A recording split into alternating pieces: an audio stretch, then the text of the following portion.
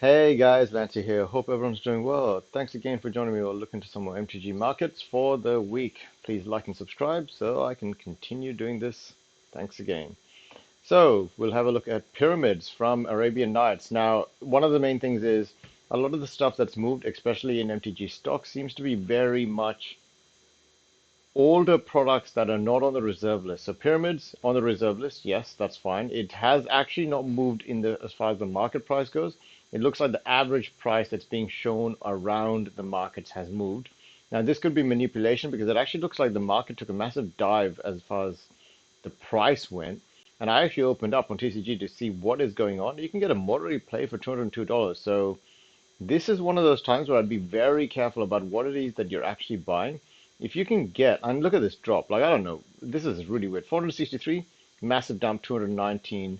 If someone can explain to me exactly what they think happened, but a lightly played for 248, seven of them, a moderate played one out of four for four of them. I mean, this isn't many of them, but this is the number that you'd expect for lightly played to be very different to what it was just a couple of days ago.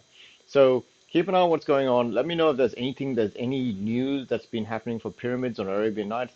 It's an Arabian Nights card. It's got the black border. It's a reserve list card.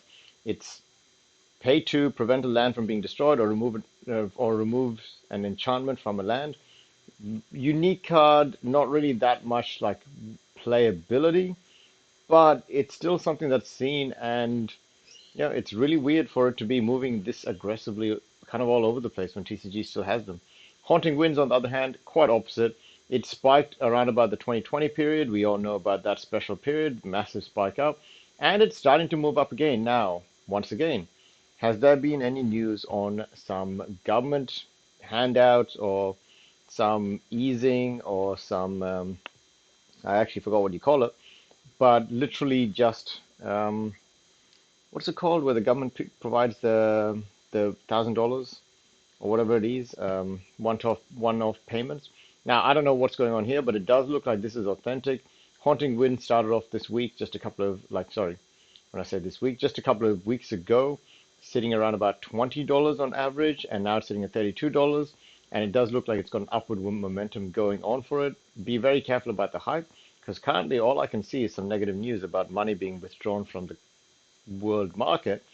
But if they somehow get a massive stimulus bill, oh, stimulus, that's the one.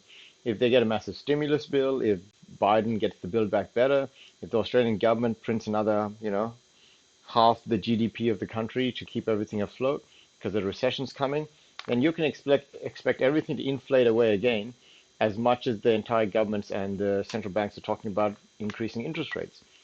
Increasing interest rates is one way, but they can also flush an enormous amount of money into the markets to just make sure the prices don't crash in the face of everyone else that's already bought in. It's a weird world we live in. Now, opposite four, Sworn Defender from Alliance. This is a Summon Knight. Not really a powerful card. She is on the reserve list. She had a massive jump up in about 2021, and ever since then has been dumping. I think the reason why this card is on this list is because she's just had a little tiny bit on the thing. Now, is this once again the start of something? I don't know. 99 cents on TCG for a reserve list card from Alliance. Alliance is not well loved, but so there's something about that. Backdraft from Legends. Backdraft does half the damage rounded down, done by one sorcery cast this turn to caster of the sorcery. Weird card, pretty much just a way to ping someone back if they've done damage to you using a sorcery card. I don't know, not the best, but TCG player markets it for $5.35, not on the reserve list. Is there something from Kamigawa? Maybe there is. We'll have to look at that at the end. I will bring up the spoilers, even though I didn't plan for that. Gabriel Angel Fire from Legends. So Gabriel is one of those weird cards that I always thought was going to be okay for people to be interested in. It's not exactly the best, but it's been pretty consistently sitting around about the 57, 50 something dollar, $60 mark on the marketplace on MTG stock. But TCG Player obviously has some worn out cards, and Chronicles has a 44 cents version of him if you ever want to actually play him as a silly commander. I will say silly commanders are getting harder and harder to find. I myself have a commander play group, and oh boy, are we pushing the forefront. And Wizard of the Coast is pumping out some good high quality commanders that are very hard to compete with some of the older commanders, even things like Kalia. She's no longer, in my eyes, she's no longer competitive. There are better cards than Kalia that have come out in those colors. True, if you're going to go for Angel, Dragons, and Demons Tribal, then Kalia is probably still fine. But if you're going to be something competitive and not just hated out of Commander games, probably best to move on to something a bit less unknown and probably just as powerful. Spell Pierce from Secret Lairs. Secret Lairs card. Spell Pierce is pretty cool. It's now sitting at about $5.73, slowly gaining. Ixalan has a version of this for 34 cents. Pretty cool card. Not really that impressive in Commander since, depending on when you pick this up, but still useful. Sindbad from Arabian Nights. Now, I actually don't know if I have the Arabian Nights of this card. It was printed in fourth edition. I think I might actually have the fourth edition version of this card, which is 26 cents, or a time shifted version of this card, which is 25 cents. Not on the reserve list, obviously, because it's been printed. But the Arabian Nights card is swinging all over the place. From 2021, $18 to now sitting around about 42. That's really hard to read, but I'll get the average $65 on average. TCG player says $36 for maybe a moderately played. Had to see how that goes. Guardian Beast, this one is insane from Arabian Nights. This card has actually just been moving up and up and up. But people are really trying to move it to the $1,000 mark and let the $1,000 be the new market price. Is it cool? It's pretty cool. As long as it's going to untap, not creature artifacts you control can't be enchanted. They have indestructible and other players can't get in control of them. This way it doesn't remove auras already attached to those artifacts. Yeah, it's a pretty cool card, especially in black. It does a weird thing that black doesn't normally see. It's right now, it is on the reserve list and it has never been printed. There is an oversized card, apparently, you can get for $30, which doesn't seem worth it at all. And we'll have to see how that goes. Dolmen Gate, though, from Lorwyn, the only card here, or one of the cards that is not on low reserve list. February 2022 started at $5.10. Now January 10th, 2022, seeing at $10.75. So pretty much double in that. Look at that clear bounce off of that $5. $5 was apparently a perfect pickup for most of these cards. These levels are actually very important. Just like stocks, these levels can hold support in people's minds. So people were having trouble with $5, and then once it broke $5, it had no trouble getting to $10. And then once it came down, it had no trouble being bought up at $5 to now sitting at $10, and it looks like it's gone above $10. We'll have to see if it comes back to $10 and sits there for a while and then goes higher. It might get a reprinting, we'll have to see. Chrome Mox from Mirrodin, 0 mana Mox. Always an interesting card to pick up. I do not have one of these. It started off at $14 in 2018, now sitting at $75. That is better return than most stocks, so it's a weird world. And it has been printed a few times, many, many times, in fact. Eternal Masters had one printing for $71. And I think that was a point where I might have said to pick up some of these Eternal Masters, Double Masters prints, but that time is no longer now. So it's gone by.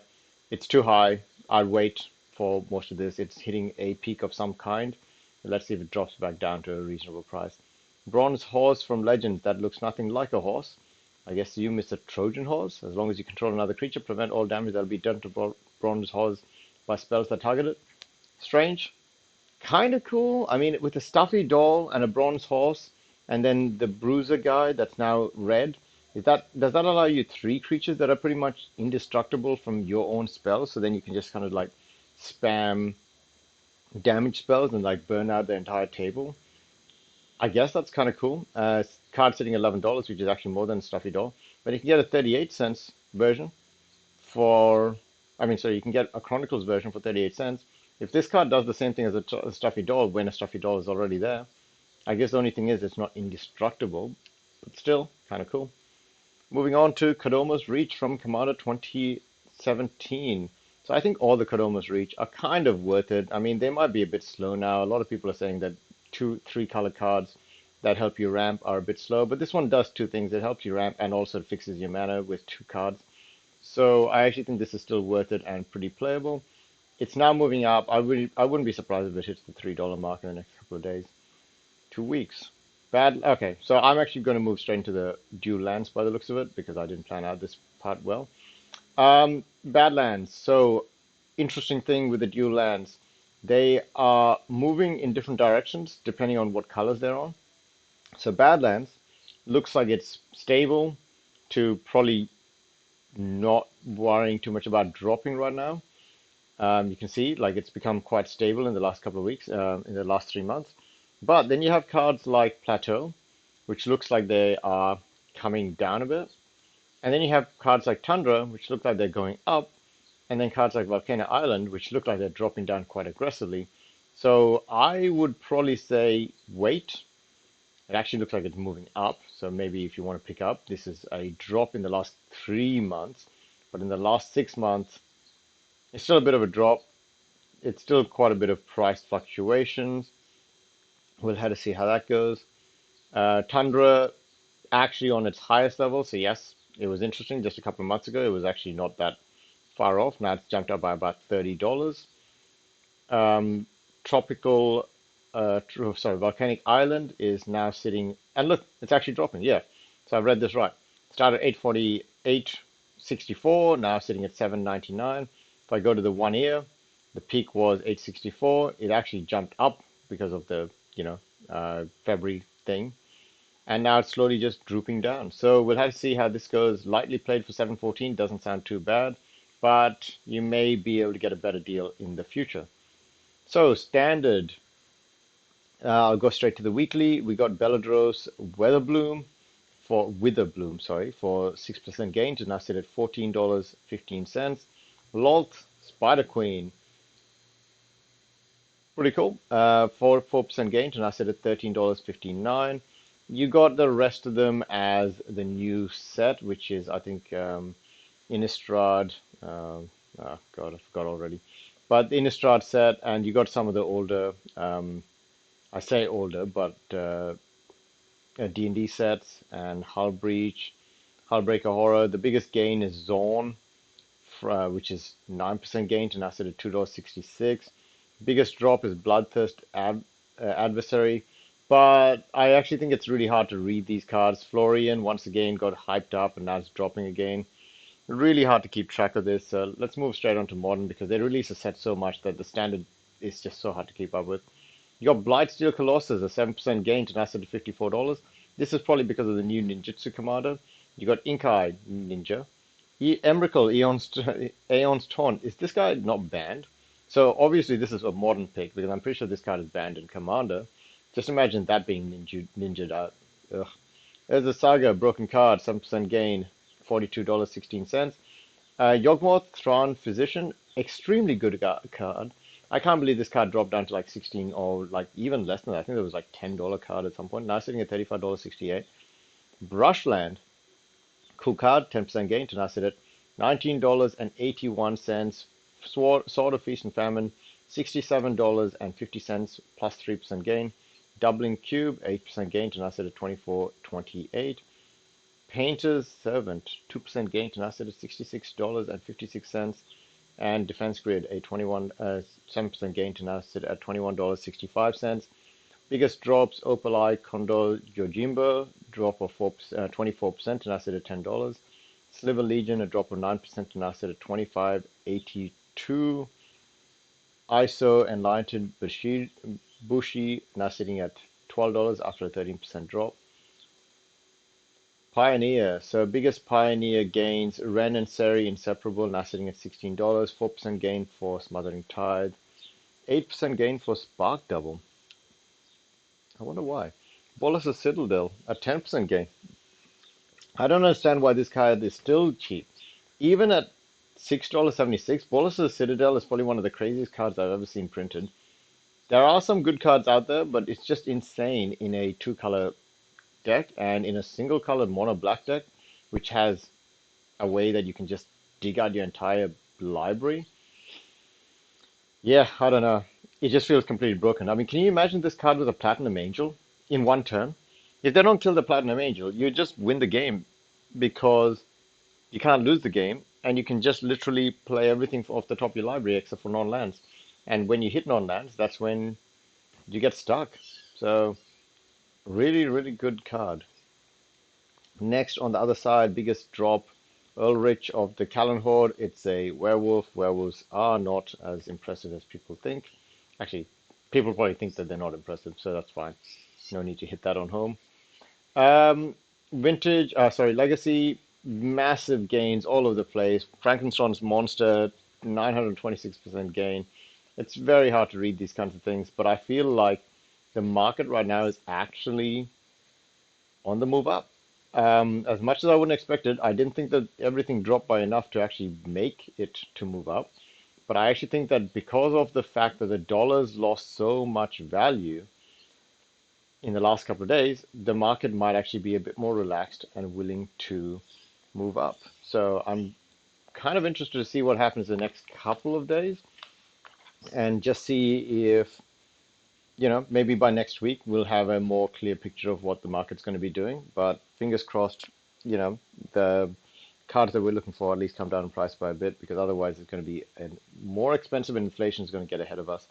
So I want to look at Kamigawa spoilers and we'll have a quick check and see if there are some new cards for me to talk about, and then I will finish up with the stocks. Okay, so there are some new cards. Not the best quality. I'll just open these up because I can't really read them too well. Okay, so we got a Matuka Soul Ripper, one colorless, one black for a artifact vehicle that looks super creepy. What is going on here? Is that person alive and being held in like this weird mechanical thing? That just looks like a head attached to some glowing stuff. Whenever Matuka Soul Ripper attacks, you may sacrifice another artifact or creature. If you do, put a +1/+1 counter on Soul Ripper. Gains menace until end of turn. Crew 2. Not bad.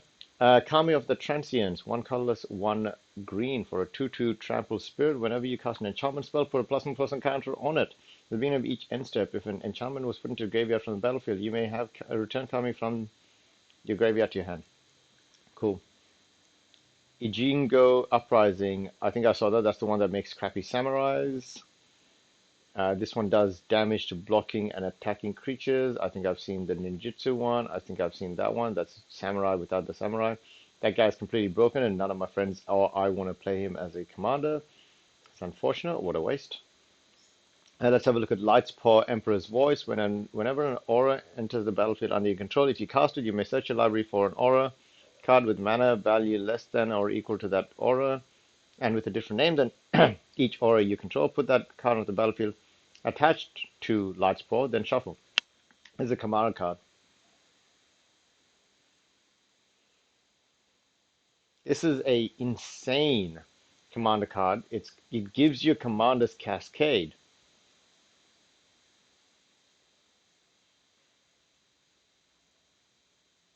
Okay, sure.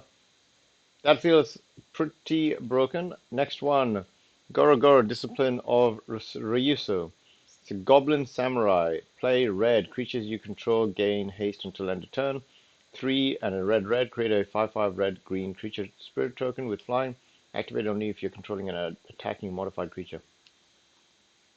2 mana for a 2/2 that does all of that.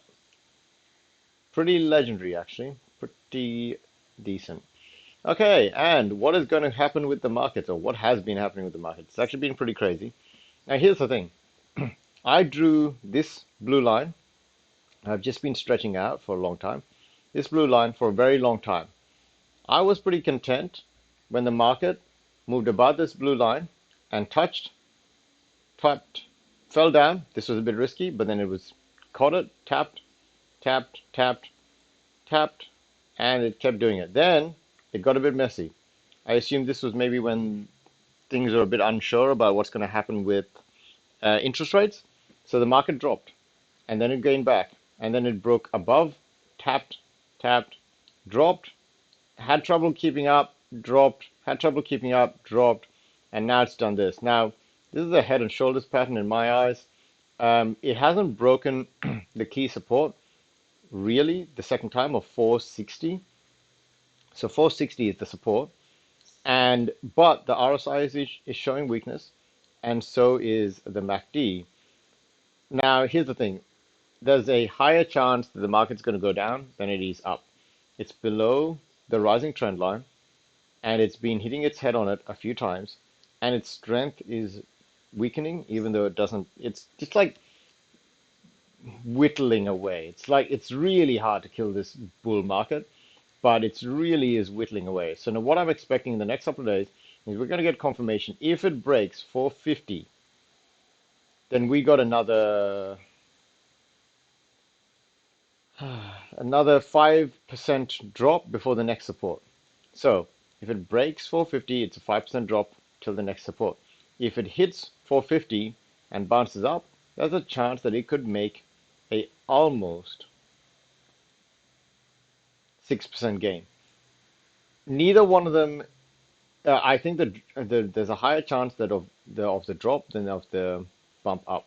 So it's a really tricky one. What I'm looking for is a clear retest of 450 and aggressive buying on the way back. So you've got to be very careful with this kind of stuff. But in my eyes, if things go really bad, then you don't want to be fully in the market. You can just wait until you catch it. So if you're 50% in the market, then you're not going to lose it all. So I think this is probably the time when it's a bit risky, and I haven't seen a clear picture of it, the market moving up. The bulls are in, the bears are in, they're fighting it out, and it's getting pretty brutal out there. Gold, doing well. Gold is still below its rising blue line, but it's showing strength, and we'll see how it goes. Bitcoin showing weakness, but MACD and RSI are showing strength. So Bitcoin is showing weakness overall because it's below the 200. It's also showing a huge head and shoulders pattern, which is just barely holding on. If it breaks 4,000 or 4,100, it's got a long way down back to 30,000. We'll have to see how that goes. VIX, VIX shows that it is losing momentum again, which is unfortunate because the MACD was showing such promise before, but now it looks like that's still showing promise. It still looks like it can spike up, so we'll have to see how that goes. Tesla, I'm sure that's being manipulated, but it looks like it's gaining momentum. No, it's actually losing momentum, but it's gaining in the RSI. It's holding above the 50 marker on the RSI, which shows strength. We'll have to see how that goes. 10-year yield. Now, this is the interest rate on the 10-year. Very, very, very strong. If this thing goes above 1.8, market's going to fall off a cliff. But it is also extremely overbought, so I'm expecting some pullback. And last, dollar. So dollar is showing some weakness. Let me throw on some stuff. It has got a sell a while back. There is a chance that the dollar might drop all the way down to 94. There is a pretty high chance. And the thing is, even when it drops down to 94, it's still showing strength. In fact, it can drop, the dollar can drop all the way down to 91 and still show strength. 91 to maybe 92, 91.2. If it hits this blue line, it can still show strength. So there's still a long way for the dollar to go before it shows me weakness. But you can see that by the way that oil and mostly what oil is doing, which is the energy market, oil just doesn't care. Oil is just like, I am going to make sure everything is so expensive that everyone's going to just rage in anger like what happened in like Kazakhstan. Anyways, guys, I'm losing my voice. Have a good one and see how it goes. Thanks again for watching and see you later.